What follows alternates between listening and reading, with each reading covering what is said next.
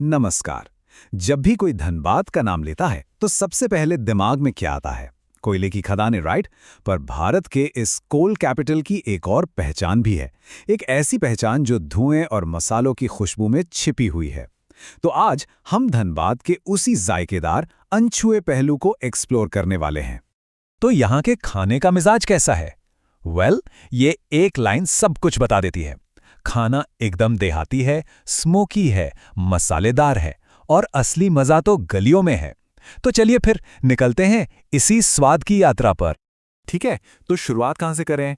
देखिए, किसी भी जगह के खाने को समझना हो ना, तो उसके हीरो डिश से शुरू करना पड़ता है।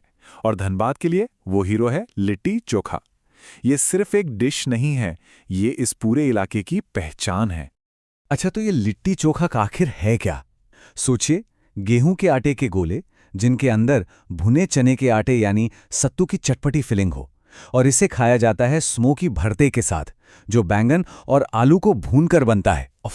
इसका जो असली जादू है ना, वो इसके बनाने के तरीके में ही है, जो इसे एक जबरदस्त जमीनी स्वाद देता है। और लोग इसे कितना पसंद करते हैं, जरा ये नंबर देखिए, 9.2 आउट ऑफ 10। ये रेटिंग कमाल की है। ये दिखाता है कि ये सिर्फ एक पकवान नहीं, बल्कि एक पूरा एक्सपीरियंस है। तो अब सवाल ये है कि सबसे अच्छी लिट्टी मिलती कहाँ है? और जवाब ये रहा, हीरापुर का गया सिंह लिट्टी स्टॉल 9.2 की जबरदस्त रेटिंग के साथ साफ साफ विनर है। हाँ, शहर में रामचंद्र और भरत भाई जैसे और भी बढ़िया स्टॉल हैं, लेकिन लोकल लोगों की माने तो गया सिंह का कोई मुकाबला नहीं। तो लिट्टी चोखा तो किंग है, पर कहानी यहीं खत्म नहीं होती। चलिए अब धनबाद के खाने की जड़ों तक चलते हैं और झारखंड बिहार के कुछ और असली स्वादों को जानते हैं। यहाँ कुछ और लोकल हीरोज भी हैं, जैसे कि चना घुगनी।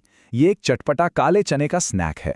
फिर आता है धुसका, जो चावल दाल की तली हुई रोटी होती है, और छिलका रोटी, जो एक तरह का पैनकेक है। ये सब डिशेस यहाँ की रोजमर्रा की जिंदगी का हिस्सा हैं। धनबाद हमेशा से एक इंडस्ट्रियल शहर रहा है और यही बात इसे एक मेल्टिंग पॉट बनाती है। जब देश भर से लोग यहाँ काम करने आए तो वो अपने साथ अपना खाना भी लेकर आए, और बस यहीं से शुरू हुआ स्वादों का एक दिलचस्प संगम। यहाँ दो असर तो बिल्कुल साफ दिखते हैं। एक तरफ है बंगाली खाने की नरमी, जिसमें सरसों और हल्के मसालों का इस्तेमाल होता है, जैसे शोरशे माछ में। तो दूसरी तरफ है नॉर्थ इंडियन खाने का तीखापन, एकदम गहरे मसालेदार स्वाद, जैसा कि झारखंड स्टाइल मटन करी में मिलता है। तो अगर ये फ्यूजन टेस्ट करना हो तो कहाँ जाएं?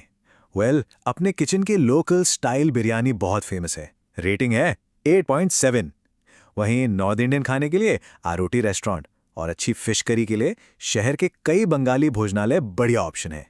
लेकिन एक बात साफ है, धनबाद के खाने का असली दिल रेस्टोरेंट में नहीं, बल्कि इसकी सड़कों पर धड़कता है।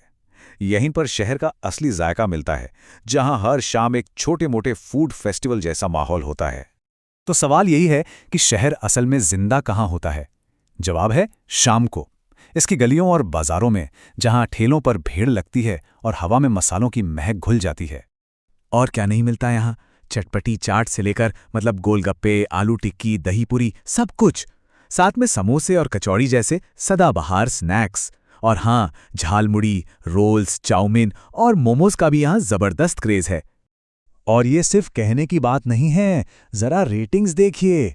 चाट, इंडो चाइनीज, यहाँ तक कि मिठाइयों की भी रेटिंग 8.6 और 8.7 के बीच हैं। मतलब क्वालिटी और स्वाद दोनों ही टॉप क्लास हैं। तो कहाँ जाना चाहिए? ये रही एक छोटी सी गाइड। अगर स्ट्रीट फूड खाना है तो बैंक मोड बेस्ट है। लिट्टी चोखा और चाय के लिए हीरापुर मार्केट जाइए। और अगर असली झारखंडी खाना या ढाबा स्टाइल नॉनवेज ट्राई करना है तो जरिया और कतरास से बेहतर कोई जगह नहीं। तो चलिए अब तक की सारी बातों को एक क्विक गाइड में समेट लेते हैं, ताकि जब भी धनबाद जाने का प्लान बने तो खाने पीने की कोई टेंशन ना हो। तो कुछ बातें याद रखने वाली हैं। नंबर 1, शुरुआत स्ट्रीट फूड से करें, क्योंकि असली जान वहीं है। नंबर 2, लिट्टी चोखा को तो भूल कर भी मिस ना करें। नंबर 3, असली स्वाद बड़े रेस्टोरेंट में नहीं, छोटे छोटे ठेलों पर मिलेगा। और आखिर में, शाम का वक्त फूड एडवेंचर के लिए बेस्ट है। और ये है धनबाद की must visit list. Litti chokha के लिए गया सिंह स्टॉल, बिरयानी के लिए अपनी किचन, चाट के लिए दीपक स्वादिष्ट चाट, और मीठे के लिए न्यू बॉम्बे स्वीट्स। ये कुछ ऐसी जगहें हैं जहां जाना तो बनता है। तो इस पूरी बातचीत के बाद आखिर में एक सवाल तो बनता है।